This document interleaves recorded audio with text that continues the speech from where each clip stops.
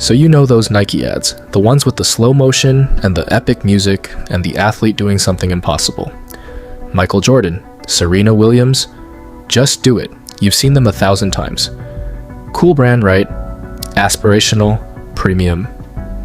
Now let me tell you what was happening in Indonesia while those ads were running. There's a man named Jeff Ballinger. Not famous, not rich. He was just an American labor activist working in Indonesia in the early 90s, going factory to factory, talking to workers.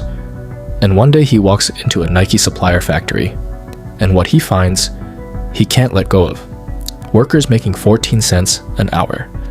Not $14, 14 cents. That's below Indonesia's own minimum wage at the time. The kind of wage where you finish a 10-hour shift and still can't afford dinner. He writes it all up, publishes a report in 1991. Nike says nothing, so in 1992 he publishes again, this time in Harper's Magazine, a full expose. Names the factory, names the numbers. Still, Nike says nothing.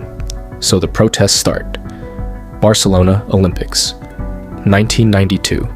Nike is everywhere. Logos on athletes. Billboards everywhere you look. And outside the venues, protesters holding signs about Indonesia. CBS runs an interview with Nike factory workers in 1993. It airs to millions of Americans. Nike still says very little publicly. Their actual response was, and this is a direct quote, "Oh, they're not ours. We just buy the shoes from them. Go talk to our vendors." That's the thing that gets me. Nike built a supply chain, specifically so they could say that. They didn't own the factories. They contracted them. So when the conditions got bad, and they knew, they absolutely knew, they could point to the factory and say, "Not us." The factory owner made those decisions, not Nike. Nike just placed the order. Nike just paid the price. Nike just put the swoosh on the shoe. Then 1996 happens. Life magazine runs a photo. A 12-year-old boy, his name is Tariq. He's in Pakistan, and he's sitting on the floor stitching a Nike football. 60 cents a day.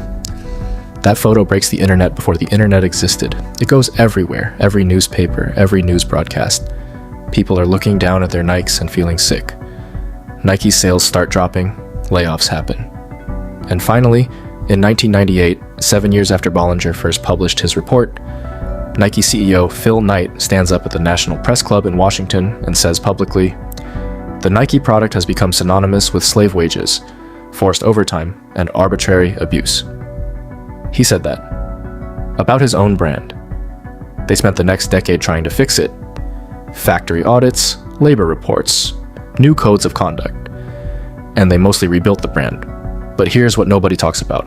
A 2019 independent wages report found Nike still could not prove a single worker in its supply chain was being paid a living wage. Not one. After everything. After all the press conferences and pledges and audits, the supply chain Nike built in the 1970s, lowest bid wins, no factory review, no questions asked. That structure never fully went away. The swoosh got cleaner, the contracts got more complicated, but somewhere right now, in a factory that Nike doesn't technically own, someone is making the shoes you'll buy next month. Anyway, I keep thinking about Jeff Ballinger, this random guy in Indonesia with a notepad who single-handedly almost took down the biggest sports brand on earth. If you want to know what happened to him, I'll link something below. Subscribe because next we're going into how Amazon runs the exact same playbook. Contractor, not employer, and why that's not a coincidence.